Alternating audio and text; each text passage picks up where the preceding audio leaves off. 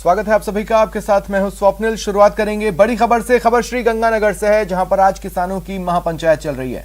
कृषि कानूनों के विरोध को लेकर ये महापंचायत बुलाई गई है। बेंच बायला में महापंचायत का आयोजन हो रहा है।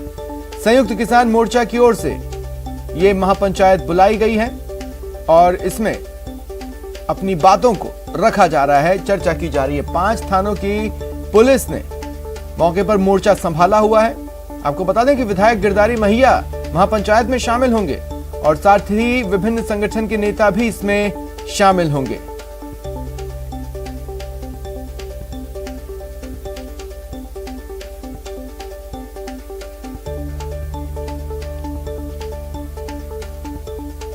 कानून व्यवस्था बनाए रखने के लिए 5 थानों का पुलिस जाब्ता तैनात कर दिया गया है।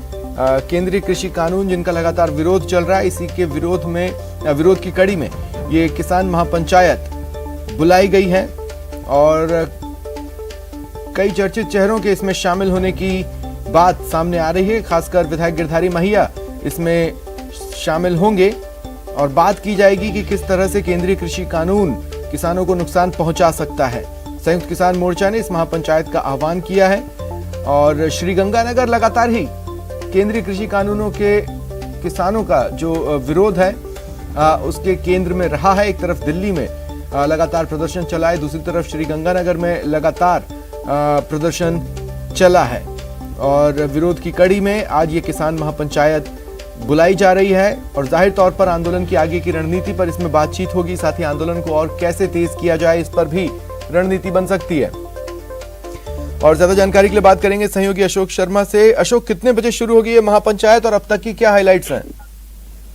देखिए स्वप्निल जी, महापंचायत का समय लगभग हो चुका है और मौके पे अभी इस समय लोगों की भीड़ भी जुटना चालू हो गई है। काफी सारे किसान, मजदूर और व्यापारी नेता आज इस किसान महापंचायत में शामिल होने जा रहे हैं।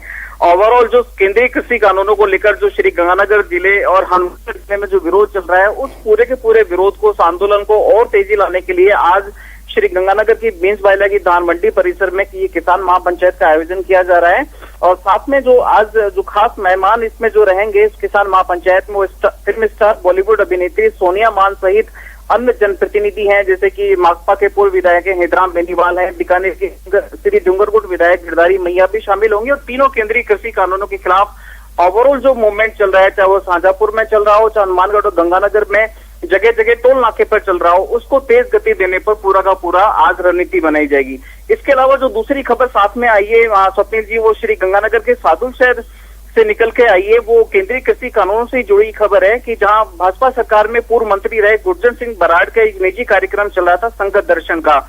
उस दौरान जो भाजपा के पूर्व मंत्री उस कार्यक्रम में भाजपा कार्यकर्ता व अन्य भाजपा जनप्रतिनिधि भी मौजूद थे, तो किसानों ने उस काफिले को भी काला झंडे दिखाए। यहाँ तक की सूचना आ रही है कि भाजपा कार्यकर्ताओं और किसान कार्यकर्ताओं आमने सामने हो गए और दोनों के बीच में जोरदार झड़प भी हुई है। फिलहाल श्री गंगानगर के सादुल शहर थाना क्षेत्र के गांव प्रतापपुरा में वहां पर पुलिस बल तैनात है और शांति व्यवस्था बनाए रखने की प्रयास किया जा रहा है।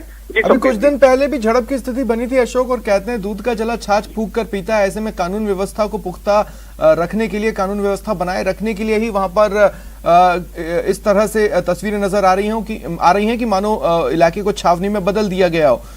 कौन कौन शामिल हो सकता है इस महापंचायत में?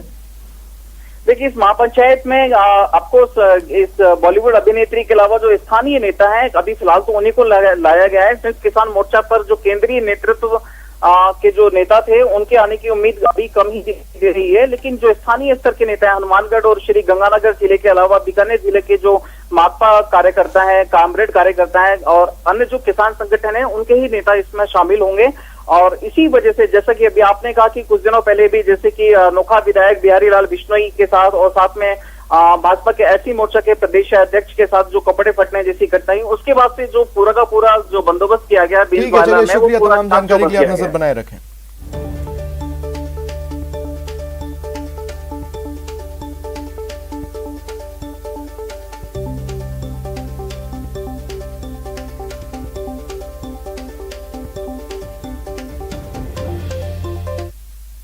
जयपुर से बड़ी खबर है। यहां युवा कांग्रेस का प्रदर्शन चल रहा है। एनएमपी को लेकर यह विरोध प्रदर्शन किया जा रहा है। कलेक्टर सर्किल पर प्रदर्शन की खबर है। शहर ग्रामीण के युवा कार्यकर्ता इस प्रदर्शन में, विरोध प्रदर्शन में शामिल हुए हैं। प्रदेश भर में युवा कांग्रेस हल्ला बोल रही है। इसी कड़ी में जयपुर में भी जमकर प्रदर्शन चल रहा है। नेशनल मोनेटाइजेशन पाइपलाइन के विरोध में ये प्रदर्शन हो रहा है। इसे लेकर कांग्रेस लगातार हमलावर है। राहुल गांधी भी लगातार इस पर अपना विरोध जता रहे हैं, ट्वीट कर रहे हैं और इसी कड़ी में युवा कांग्रेस आज प्रदेश भर में प्रदर्शन कर रही है। कलेक्ट्रेट सर्किल पर यह प्रदर्शन चल रहा है। जयपुर शहर और ग्रामीण के युवा कार्यकर्ता इस प्रदर्शन में शामिल हैं। प्रदेश भर से युवा कांग्रेस के प्रदर्शन की खबरें आ रही हैं और जयपुर से ये तस्वीरें आप अपने टीवी स्क्रीन पर प्रदर्शन की कड़ी में देख पा रहे हैं।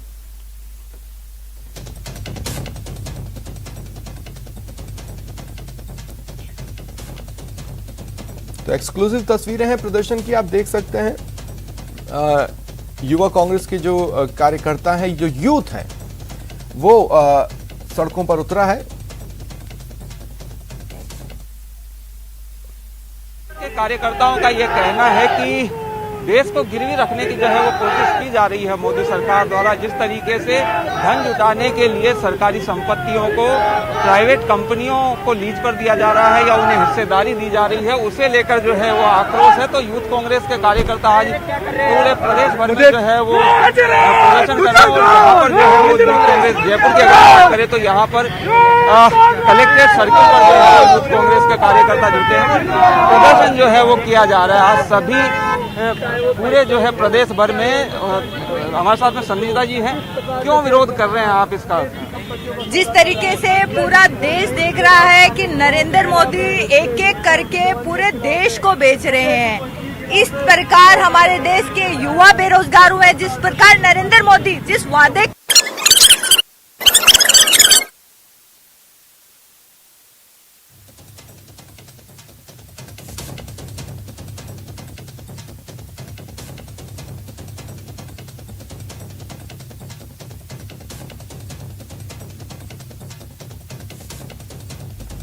बड़ी संख्या में युवा कांग्रेस के कार्यकर्ता जुटे हैं। हालांकि कुछ चेहरों पर आपको मास्क नजर आएंगे, कुछ चेहरों पर आपको मास्क नहीं नजर आएंगे। सोशल डिस्टेंसिंग भी न के बराबर ही इस प्रदर्शन में मेंटेन की गई है, लेकिन अपनी बात को पुरजोर तरीके से भी यहां पर उठाया जा रहा है। एनएमपी का ये विरोध है। कांग्रेस लगातार केंद्र के फैसले का विरोध कर रही है। नेशनल मोनेटाइजेशन पाइपलाइन का विरोध कांग्रेस द्वारा जारी है। खुद राहुल गांधी लगातार इस मुद्दे पर ट्वीट कर विरोध जता रहे हैं और इसी कड़ी में युवा कांग्रेस ने आज प्रदेश भर में प्रदर्शन का कार्यक्रम रखा। इसी कड़ी में जयपुर में यह प्रदर्शन चल रहा है, जो कि कलेक्ट्रेट सर्किल पर बुलाया गया है। और ज्यादा जानकारी के लिए बात करेंगे सहयोगी दिनेश से। दिनेश, क्या हाइलाइट्स रही अब तक, क्या कुछ आपने देखा और क्या बातचीत में ये कह रहे हैं? देखिए, ये जो यूथ कांग्रेस का प्रदर्शन है ये इसलिए है कि हाल ही में नेशनल मोनेटाइजेशन पाइपलाइन घोषित की गई है केंद्र सरकार द्वारा। वित्त मंत्री जो है निर्मला सीतारमण, उन्होंने इसका ऐलान किया था और ये कवायद है एक तरीके से धन जुटाने की।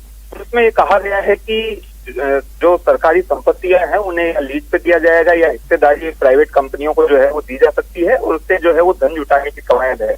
इसका विरोध जो है वो कांग्रेस द्वारा किया जा रहा है और कांग्रेस का जो अग्रिम संगठन है यूथ कांग्रेस, उसके द्वारा आज पूरे देश में जिला स्तर पर, विधानसभा स्तर पर प्रदर्शन करके जो है इसका विरोध जताया जा रहा है। ये कहा जा रहा है कि ये एक तरीके से देश को गिरवी रखने की कोशिश है। जिस तरीके से कांग्रेस सरकारों ने पिछले 70 साल में देश में संपत्तियां बनाई और उन संपत्तियों को अब प्राइवेट कंपनियों के हाथों में सौंप कर इस देश को गिरवी रखने की जो है वो कोशिश हो रही है, तो ये आरोप लगाया जा रहा है। और इसी के चलते आज पूरे प्रदेश में जो है वो विरोध प्रदर्शन किए जा रहे हैं, चाहे वो जिला स्तर हो, चाहे वो विधानसभा स्तर हो। जयपुर की अगर बात करें तो कलेक्ट्रेट सर्किल पर केंद्र सरकार का पुतला फूंका गया है। जयपुर शहर और ग्रामीण के जो कार्यकर्ता हैं यूथ कांग्रेस के, वो इस प्रदर्शन में शामिल रहे और ये कहा कि हम इस तरीके से जो है वो देश की संपत्तियों को गिरवी नहीं रखने देंगे और आने वाले दिनों में प्रदर्शन और ज्यादा तेज किया जाएगा अगर केंद्र सरकार फैसला वापस नहीं लेती है तो। साथ ही ये चेतावनी भी दी गई है कि जो भी सांसद हैं भाजपा से जो ताल्लुक रखते हैं उन्हें क्षेत्रों में नहीं घुसने दिया जाएगा, उन्हें काले झंडे दिखाए जाएंगे। तो ये विरोध जो है वो और आने वाले दिनों में तेज होने वाला है। ये कहा जा रहा है यूथ कांग्रेस की ओर से कि जो भी संपत्तियां, चाहे वो रेलवे हो, चाहे वो दूसरी संपत्तियां हो देश की, वो कांग्रेस सरकारें जो रही है देश में पिछले सालों में, उन्होंने जो है बड़ी मेहनत से बनाई और ये देश की संपत्तियां हैं, इसे कोई भी सरकार जो है वो इस तरीके से गिरवी नहीं रख सकती है। हालांकि केंद्र सरकार की जो योजना है नेशनल मोनेटाइजेशन पाइपलाइन में जो ऐलान किया गया है वो ये कि देश जो है वो कोविड काल के बाद में बड़ा संकट जो है अर्थव्यवस्था के लिए पैदा हुआ, तो एक तरीके से धन जुटाने की वो कवायद है कि संपत्तियां जो है वो कुछ समय के लिए जो है वो लीज पे दी जाएंगी प्राइवेट कंपनियों को। साथ ही कुछ जो कंपनियां हैं उनकी हिस्सेदारी प्राइवेट कंपनियों को सीधे तौर पर सौंपी जाएगी। हालांकि उनका स्वामित्व जो है वो सरकार के पास दिनेश हमारे साथ जुड़ने के लिए और तमाम जानकारी के लिए।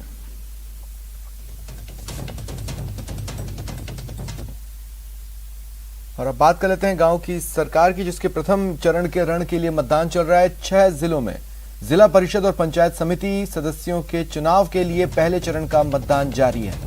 519 सीटों पर मतदान हो रहा है, जबकि 2 सीटों के लिए चुनाव स्थगित किए गए थे।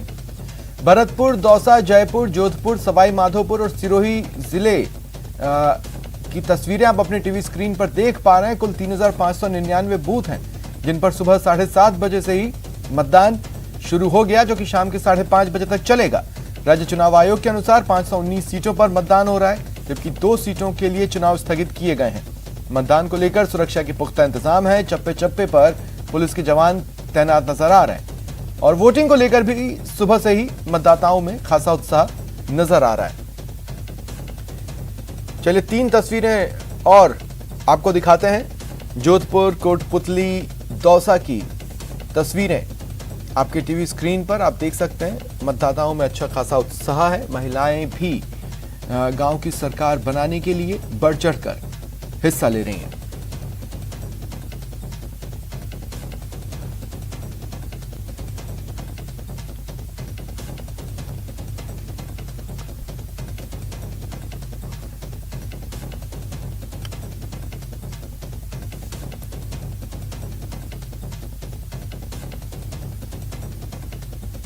और पंचायत चुनाव में 26 लाख से ज्यादा मतदाता अपने मताधिकार का इस्तेमाल कर रहे हैं। लगभग 10,000 ईवीएम मशीनें हैं जिनसे चुनाव करवाए जा रहे हैं। राज्य निर्वाचन आयुक्त PS मेहरा ने मतदाताओं से अपील की है कि कोविड प्रोटोकॉल का, गाइडलाइंस का पालन करें और बिना किसी प्रलोभन, लालच और दबाव के भय मुक्त मतदान करें।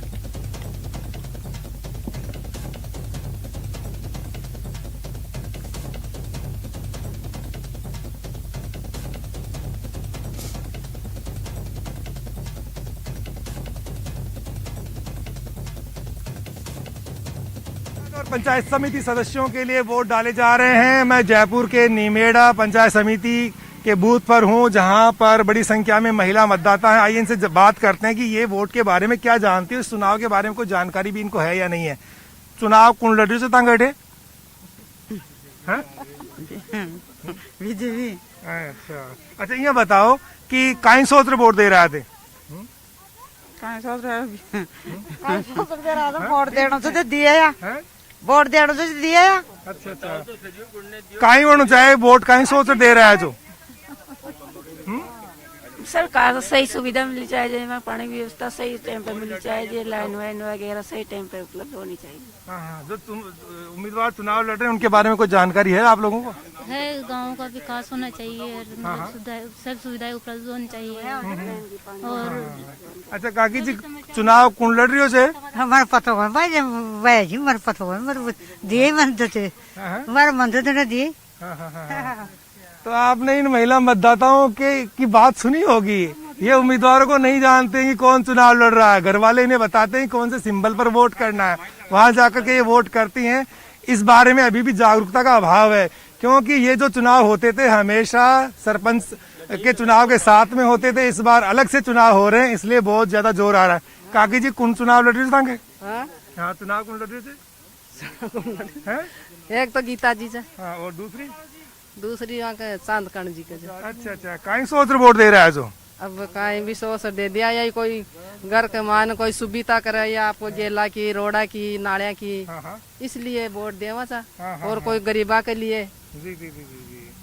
तो वोट देने के लिए मतदाता निकल रहे हैं। आप देखिएगा रास्तों से महिलाओं की तादाद कहीं ज्यादा है, पुरुषों के मुकाबले महिलाएं वोट करने आ रही हैं। लेकिन अभी भी वोट किसको डालना है, इसका ज्ञान, इसका भान और इसके बारे में पुरुष ही उनको गाइड कर रहे हैं। महिलाएं अपने मताधिकार का इस्तेमाल खुद अपनी मर्जी से नहीं कर पा रही हैं। भाई साहब वोट डालने जा रहे होंगे? हाँ, वोट डालने जा रहे हैं।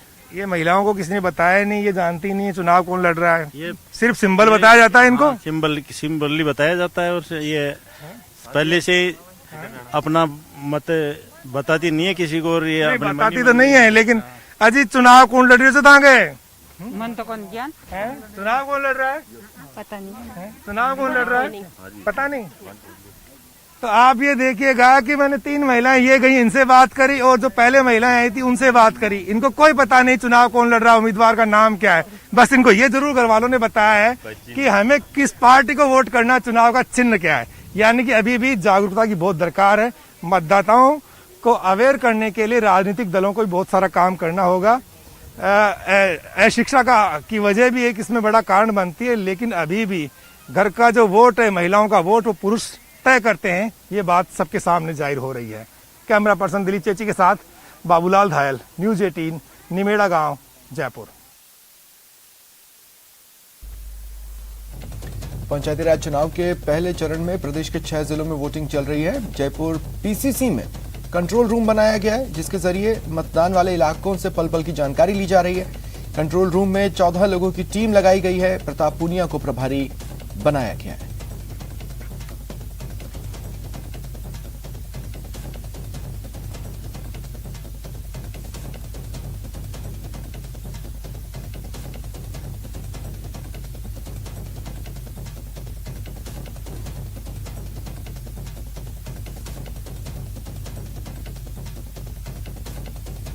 पंचायती राज चुनाव के प्रथम चरण का आज मतदान चल रहा है। कांग्रेस में कंट्रोल रूम जो है वो लगातार सक्रिय है।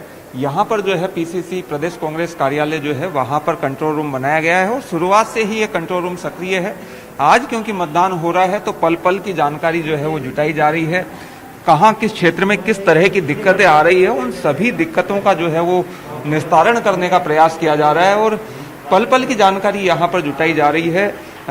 जब से पंचायत चुनाव का अनाउंस हुआ था तभी से कंट्रोल रूम सक्रिय है। तकरीबन 14 वरिष्ठ जो कार्यकर्ता हैं, पदाधिकारी हैं, उनको कंट्रोल रूम की जिम्मेदारी सौंपी गई है, जो लगातार क्षेत्र में नेताओं से संपर्क कर, पदाधिकारियों से संपर्क कर जानकारी जुटा रहे हैं और जो भी समस्याएं आती है उसका कोऑर्डिनेशन कर प्रदेश पदाधिकारियों के साथ में उसका निस्तारण करवाने के जो है वो प्रयास यहाँ पर किए जा रहे हैं। आज क्योंकि मतदान चल रहा है, किस तरह की जानकारियां मिल रही है, हमारे साथ में प्रभारी प्रताप पूनिया जी हैं।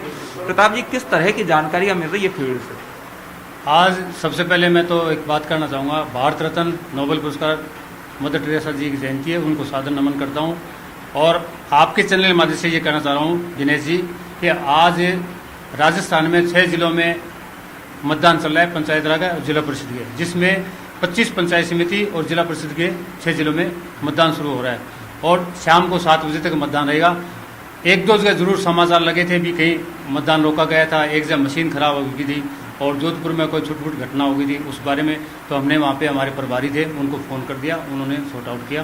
तो आज का मतदान शांतिपूर्ण समय से चल रहा है। कितने लोग आपके यहाँ पर लगे हुए हैं, किस तरीके से आपका कंट्रोल रूम काम करता है? प्रदेश कांग्रेस कमेटी का कंट्रोल रूम कोविड के टाइम से शुरू है और आज हमारी जिला परिषद चुनाव, पंचायत समिति चुनाव है, जिसमें 14 आदमी कंट्रोल रूम में काम कर रहे हैं और सुबह 10 बजे से लेके शाम को 7 बजे तक यहीं रहते हैं और ड्यूटी लगा रखी है हमने 4-4, 5-5 आदमियों की, 10 घंटे काम करें, जिसमें आप कोई भी समस्या है उसको सोल्व करें। हमारे प्रभारी ललित तुनवाल जी मुख्यालय प्रभारी हैं, उनको जो भी कोई समस्या होती है हम उनको बताते हैं और उसके बाद सॉर्ट आउट करते हैं। कोऑर्डिनेशन किस तरीके से होता है? जब आपके पास सूचना आती है तो आप क्या करते हैं, किसको जो है बताते हैं और किस तरीके से फिर समस्या का निस्तारण होता है?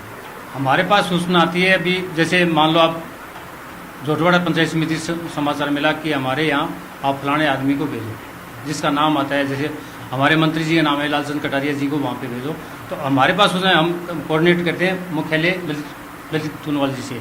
ललित तुनवाल जी वहाँ पे प्रभारी मंत्री हैं या प्रभारी जो पीसीसी सेक्रेटरी लगा रखे हैं या उपाध्यक्ष महामंत्री लगा रखे हैं, उनको सूचना देते हैं, वहाँ से वो समाचार लेके उसको सॉर्ट आउट करते हैं। आज आपके पास पल पल की जानकारी आ रही होगी, किस तरह की उम्मीदें आपको लग रही है इस चुनाव में पंचायत राज?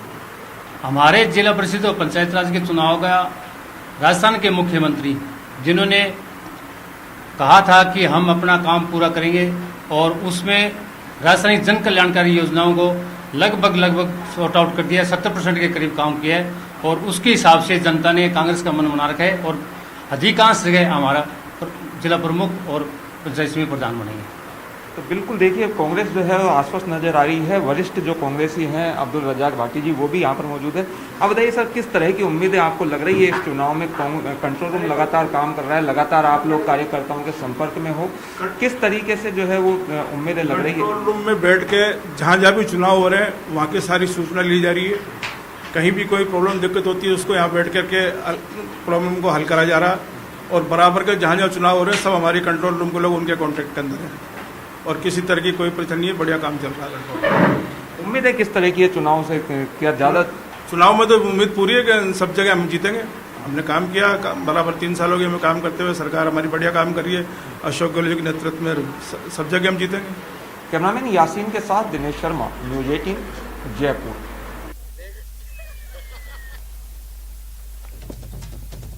और जयपुर में पंचायत के रण में जनता से लेकर नेता तक मतदान को लेकर जोश में है। कृषि मंत्री लालचंद कटारिया ने सुबह सुबह अपने मताधिकार का इस्तेमाल किया।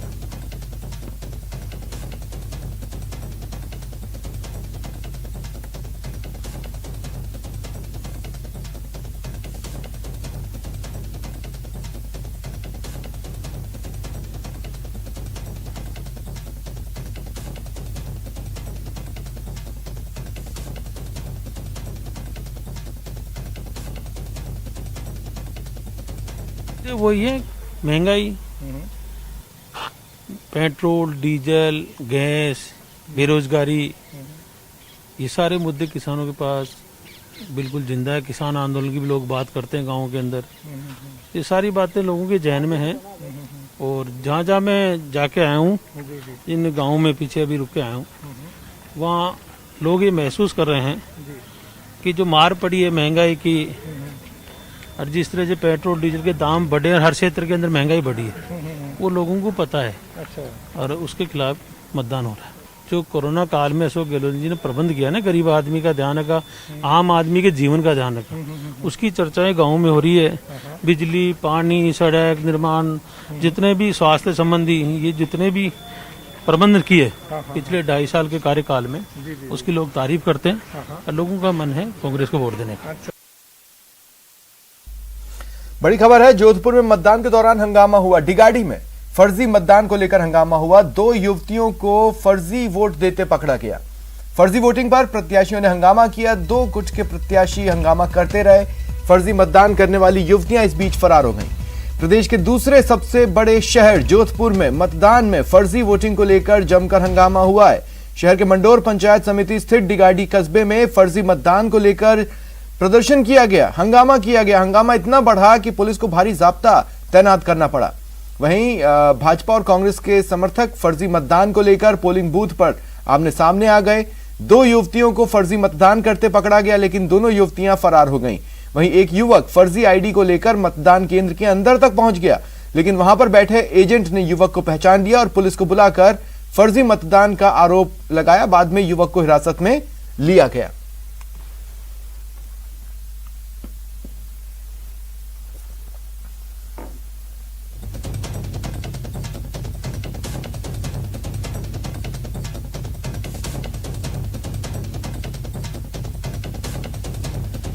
और इस वक्त सवाई माधोपुर से हमारे सहयोगी गिरिराज शर्मा और जयपुर से सहयोगी बाबूलाल धायल मेरे साथ जुड़ रहे हैं। सबसे पहले गिरिराज, मैं आपके पास आ रहा हूं, क्या मतदान प्रतिशत रहा है अब तक?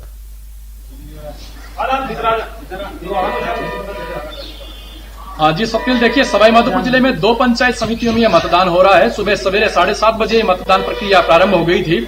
सुबह 7:30 बजे से सवाई माधोपुर जिले की बामनवास पंचायत समिति और गंगापुर पंचायत समिति दोनों में बेहद शांतिपूर्ण तरीके से मतदान चल रहा है, बेहद पारदर्शितापूर्ण मतदान चल रहा है। 12 बजे तक का जो निर्वाचन विभाग के जो आंकड़े हैं वो 12 बजे तक सवाई माधोपुर जिले की बामनवास तथा गंगापुर सिटी पंचायत समिति है उसमें यह बताते हैं कि 22% मतदान 12 बजे तक सवाई माधोपुर जिले की दोनों पंचायत समितियों में हुआ है।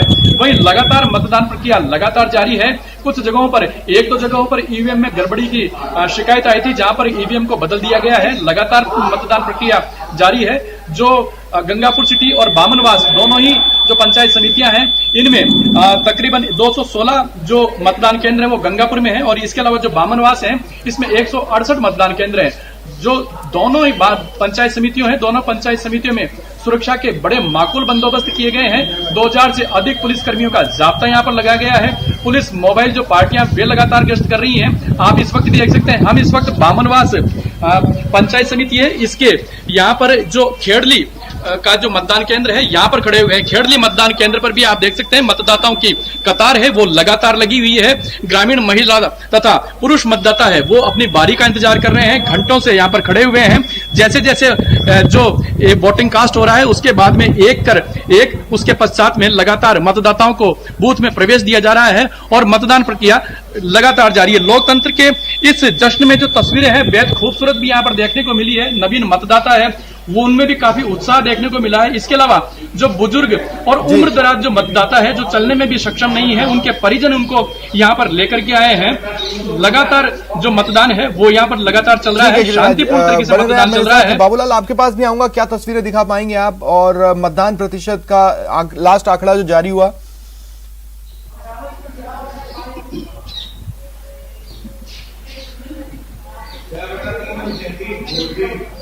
मैं जालसू पंचायत समिति के जाहोता पोलिंग बूथ पर हूँ। आप देख सकते हैं कि ज़्यादा लोग नहीं हैं, इक्का दुक्का लोग आ रहे थे, थोड़े से लोग मेरे पीछे दिखने लगे हैं।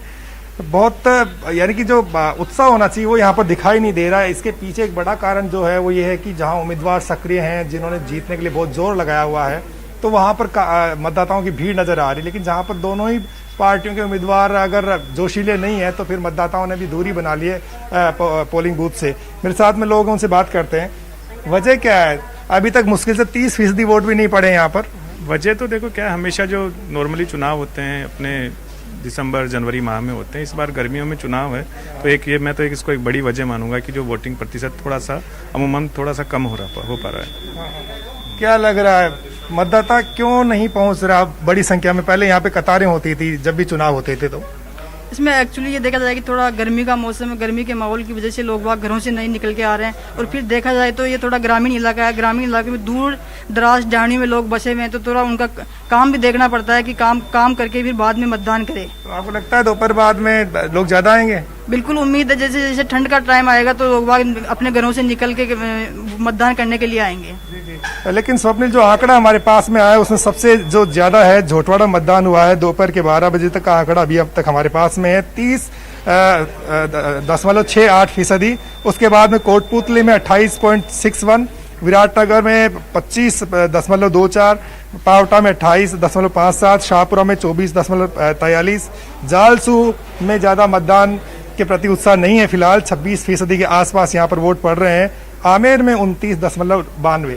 यानी कि गर्मी का मौसम है, किसान अभी भी खेतों में लगे हुए हैं, ग्रामीण इलाके हैं, इसलिए एक बात जरूर है कि इस पर जो है ना मौसम की मार पड़ी है मतदान के प्रतिशत को लेकर। 60% से ज्यादा मतदान कुछ ही पंचायतें पार कर पाएंगे, ऐसा अनुमान फिलहाल लगाया जा रहा है। लेकिन जैसे दिन डलेगा थोड़ी गर्मी में कमी आएगी, उसके बाद हो सकता है कि लोग ज्यादा यहाँ पर मतदान केंद्रों पर नजर आएंगे। फिलहाल अपील करना चाहेंगे कि गर्मी जरूर है, लेकिन अगर विकास चाहिए तो पोलिंग बूथ पर जाइए और अपने पसंद के प्रत्याशी को वोट देकर अपने मताधिकार का इस्तेमाल कर इस लोकतंत्र के पर्व का हिस्सा बनिए। और इस वक्त बाबूलाल, सहयोगी ललित जोधपुर से मेरे साथ जुड़ रहे हैं, उनके पास भी मैं जाना चाहूंगा। ललित, क्या तस्वीरें दिखा पाएंगे और क्या मतदान प्रतिशत रहा है अब तक?